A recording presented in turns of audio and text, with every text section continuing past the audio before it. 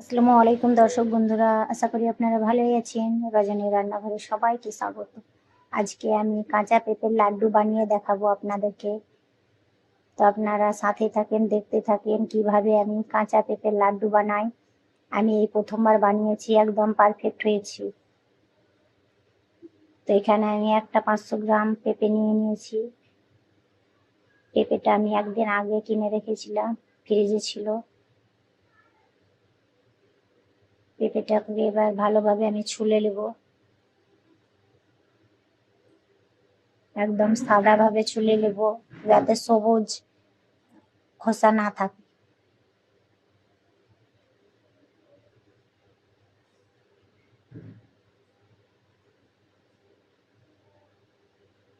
এই প্রথমবার আমি কাঁচা পেঁপের লাড্ডু বানাইলাম, তবে ঠিকই হয়েছে। যেমন নারকেল লাড়ু বানাই, নারকেলের মতো লাগে, তেমনি পেঁপের লাড্ডু বানিয়েছি, পেঁপেরই মতো লাগছে।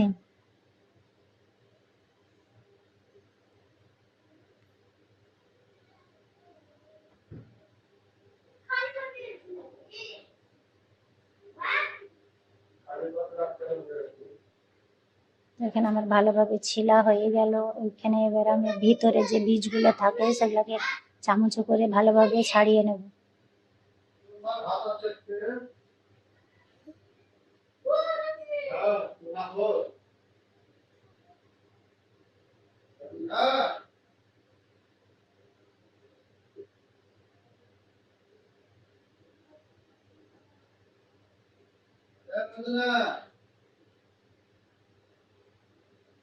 ভালোভাবে আমার ছাড়া হয়ে গেল।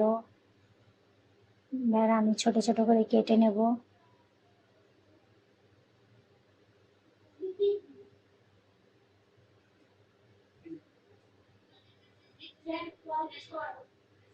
ছোট ছোট করে কাটা হয়ে গেল।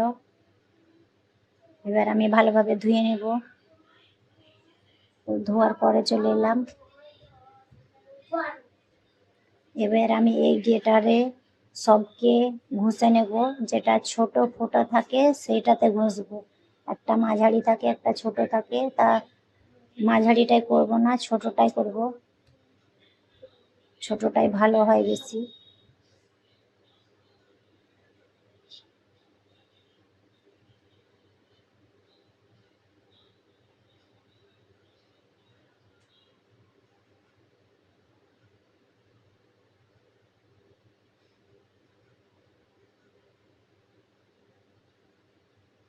দেখেন আমি এরকম ভাবে সবগুলোকে করে নেব।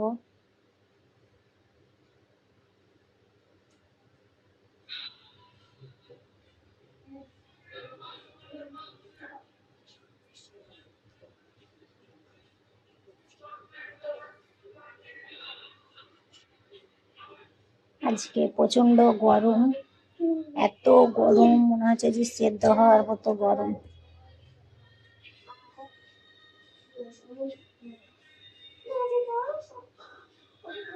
আমার সবগুলো করা হয়ে গেল।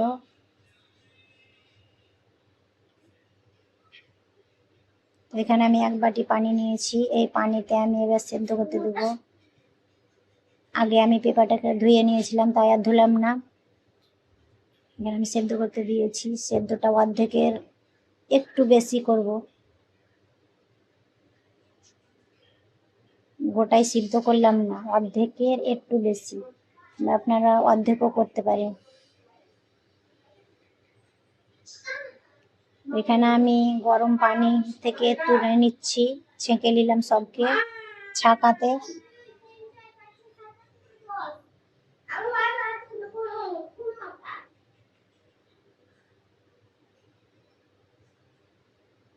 ওখানে চাপা দিয়ে সব পানিকে বের করে নিতে হবে, যাতে একটু পানি না থাকে।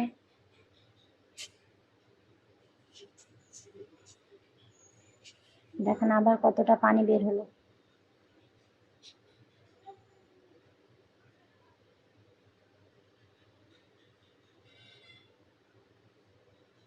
এখানে আমি একটা কড়াই নিয়েছি। কড়াইতে আমি 2 বাটি চিনি দেব। আপনাদের যেমন পেঁপে সেই রকম চিনি লাগবে। তো এখানে আমার 2 বাটিতে হয়ে যাবে। একটু বেশি চিনি দিতে হবে, না তো লাড্ডুটা চিট লাগবে না, লাড্ডুটা ভেঙে ভেঙে যাবে। এখানে বেশি চিনি লাগবে, বেশি চিনির ব্যবহার করতে হবে। হালুয়াতে কি করে আমরা ইচ্ছা মতো চিনি দেয় যে এইরকম খেতে ভালোবাসি, কিন্তু তা করলে হবে না, এখানে বেশি চিনি লাগবে। এখানে আমি ক্যারামেল তৈরি করে নিলাম চিনির, একটু জল দেওয়া যাবে না, কড়াইটাকে গরম করে নিয়ে চিনি দিয়ে দিতে হবে, ঢাকা দিয়ে ক্যারামেল তৈরি হয়ে যাবে, তখনই আপনারা পেঁপেটাকে দিয়ে দিবেন। এবার নাড়াচাড়া করতে হবে অনেকক্ষণ, হালকা আছে, খুব আঁচ বাড়ালে হবে না।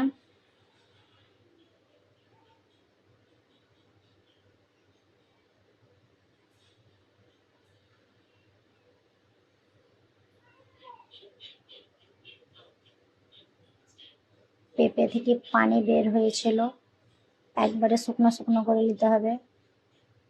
এখানে আমার শুকনো শুকনো হয়ে গেছে, দেখেন একটু পানি বের হয় না।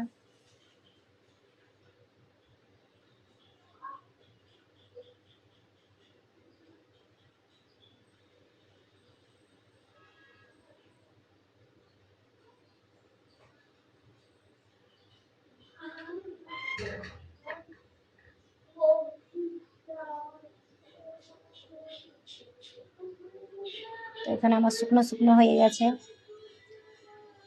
দেখেন আর রস নাই। তো ভালোভাবে নাড়াচাড়া করে ঠান্ডা করে নিতে হবে, ঠান্ডা করে আপনারা ঢেলে দিবেন একটা থালাতে কিংবা আপনাদের ইচ্ছে মতন জায়গাতে ঢেলে নেবেন।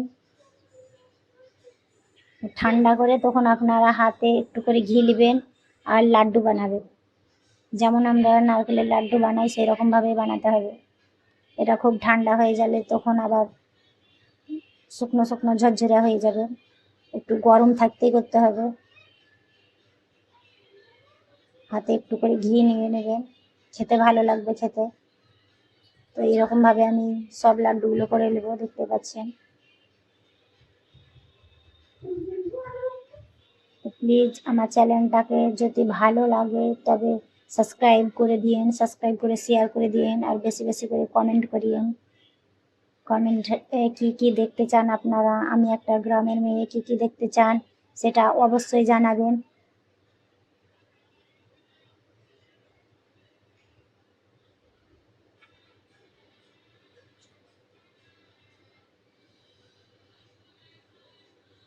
আর পেঁপের লাড্ডুটা কেমন বানানো হয়েছে অবশ্যই জানাবেন কমেন্টে। তো দেখতেই পাচ্ছেন আমার সব লাড্ডু বানানো হয়ে গেল।